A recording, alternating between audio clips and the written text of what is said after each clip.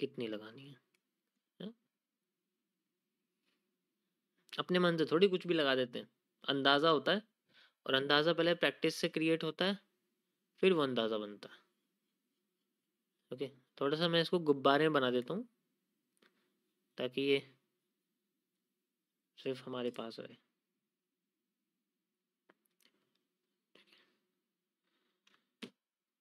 Quantity following line is a type of Fibonacci retracement, लेकिन मैं आपको आज इसमें फिबोनाची एक्सटेंशन के जरिए बताऊंगा।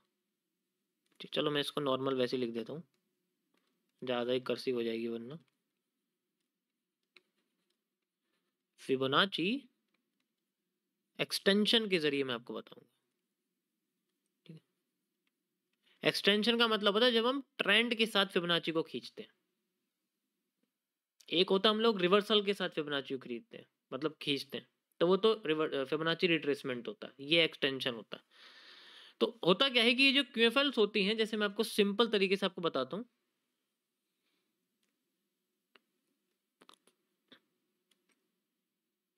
ये हमारे पास एक नॉर्मल मार्केट का मूवमेंट है, एक सप्लाई है और एक डिमांड है।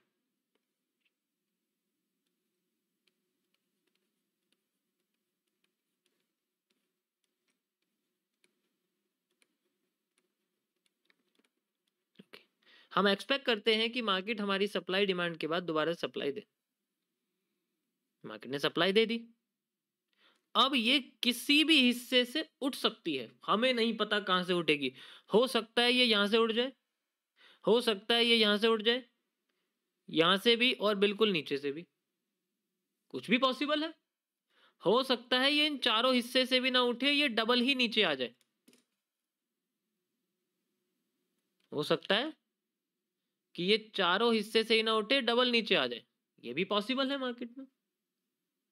और फिर जब ये डबल है तो हो सकता है ये यहां से भी उठ जाए, फिर दोबारा यहां से और फिर यहां से उठ जाए, ये भी पॉसिबल है। पॉसिबिलिटी तो हर चीज की है, लेकिन इन इतने सारे लेवल्स में से हमें कैसे पता लगेगा कि कहां से उठ सकती है? इसका जवाब आपको निकाल के देगी कैंडलस्टिक पैटर्न्स।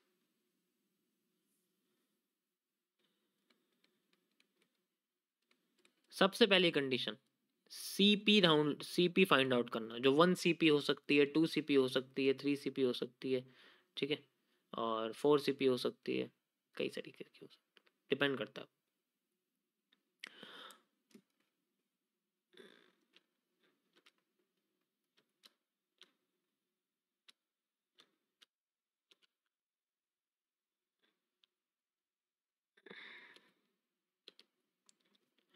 अब बात करते हैं कुछ इंपॉर्टेंट चीजों के बारे में, कि अगर मैं यहां पर पीछे से निकाल के एक लाइन क्रिएट करता हूं, जिसे मैं क्यूएफएल कहता हूं, आप खुद कह सकते हैं this is a just a QFL, जो आपको यहाँ दिख रही होगी, ठीक है, और मैं इसको निकाल के यहाँ लगाता हूँ, तो मुझे यहाँ पर एक सप्लाई लाइक स्ट्रक्चर दिख जाता है, ठीक है।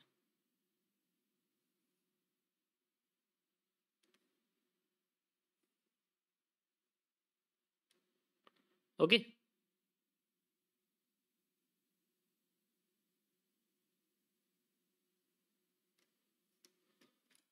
ये बन गई मेरे पास सप्लाई। अब मार्केट ने इतना जो ये नीचे का हिस्सा दिया है, इसमें से कहीं से भी उठ सकती है, तो बेसिकली इसी का एक फिबोनाची हम लोग ऐड करते हैं, जिसका सिर्फ मैं सेंट्रल एरिया यूज करता हूँ, जिसका मैं सिर्फ फिलहाल के लिए सेंट्रल एरिया यूज करता हूँ, क्योंकि मेरे लिए सबसे इंपॉर्टेंट ये है कि मैं सिर्फ सेंट्रल पर ध्यान दूं।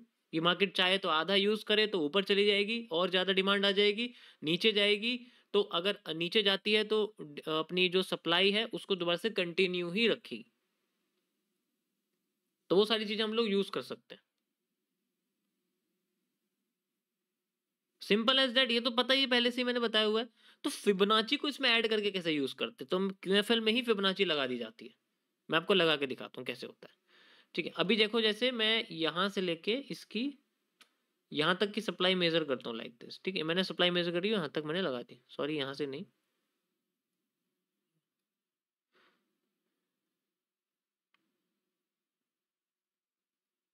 यस, लाइक दिस मैंने यहां से मेजर करी और यहां तक लगाई, एंड फिर मैं यहां से लेके इसकी यहाँ तक इसमें लगा, ठीक है, मैंने यहाँ से लेके यहाँ तक लगा। अब इसी में ही मैं फिबोनाची एक्सटेंशन है, आपको देख रहे ट्रेंड बेस्ड एक्सटेंशन, ये मैं यूज करता हूँ यहाँ से यहाँ तक, like this is called the Fibonacci. इसके नीचे के लेवल की मुझे कोई जरूरत नहीं, मैं इनको हटा देता हूँ। 4 की जरूरत नहीं है, 2 की नहीं है, 3 की नहीं है, 1.6 की नहीं है, परफेक्ट। अब इसमें रिट्रेसमेंट यूज करना सबसे बेस्ट तरीका है, बहुत इजी है, ट्रेंड को यूज करने की जरूरत ही नहीं पड़ेगी क्योंकि हमारे पास हमारी सप्लाई है और हम अपनी सप्लाई को अब और भी ज्यादा डिटेल में पढ़ सकते हैं।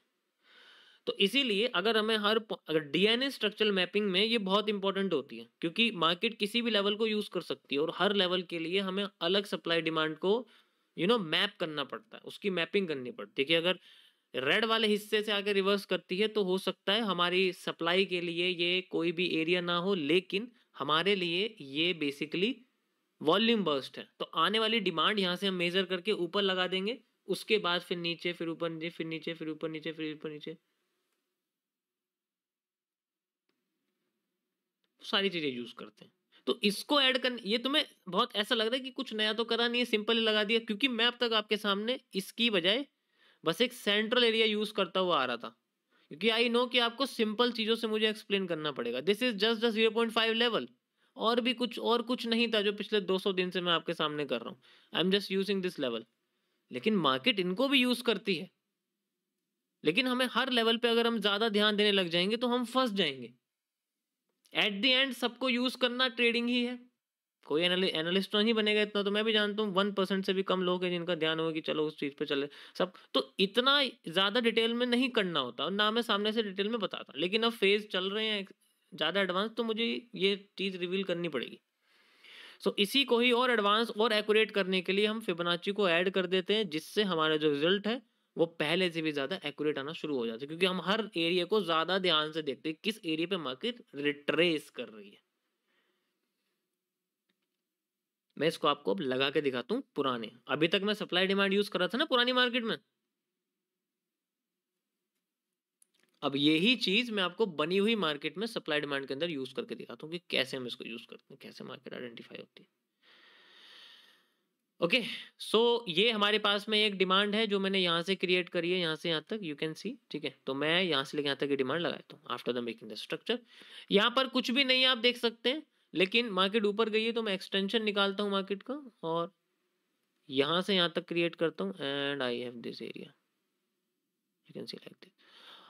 अब इस जगह में रिटेस्टिंग वगैरह होगा, किस जगह होगा, वो सब इस लेवल के जरिए समझा जा सकता है। जैसे फिबोनाची को इस्तेमाल करना मैंने आपको बताया था स्टार्टिंग में, सेम उसी तरीके से हम इसको यहाँ पर यूज करेंगे, और कोई अलग तरीका नहीं है। फिबोनाची उस तरीके से यूज होगा, जैसे जैसे मार्केट हमारे एरिया में पहुंचेगी वहां में ग्रे एरिया या फिर कोई क्वार्टर एरिया, वो सारे एरिया यहाँ पर समझ आ जाए कि आप ये एरिया जो है ना, ग्रे एरिया जो आपको दिख रहा है, ये बेसिकली आपके लिए जोन है जो आपका एक क्वार्टर एरिया को इंडिकेट करता है। ऊपर का एरिया हमारा सारा रिवर्सल है जो वन वन का है, 1 नंबर जो आपको दिख रहा है वो सारा हमारा बेसिकली रिवर्सल जोन होता है, और बाकी उससे नीचे का एरिया क्वार्टर एरिया होता है, वो फेक आउट एरिया होता है। जो ग्रे एरिया जो है आपका वो सारा फेक आउट है, मतलब एक तरह से क्वार्टर एरिया।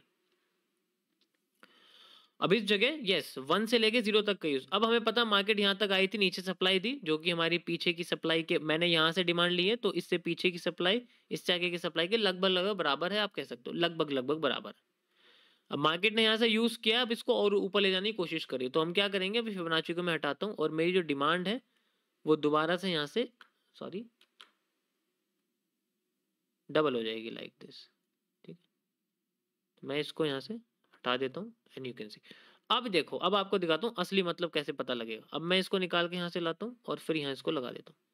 अब इसका असली असली यूज हमें यहाँ देखने को मिलेगा like this, and you can see किस लेवल पे ज्यादा एक्यूरेसी आ रही है, we can identify the from किस लेवल पे ज्यादा इस्तेमाल हो रही है। जितना ज्यादा नीचे लेवल है मार्केट की सप्लाई उतनी ही कम है, जितना ज्यादा मार्केट के सेंट्रल जोन पे जा रही है उतना ज्यादा वो नीचे आने की कोशिश कर रही है।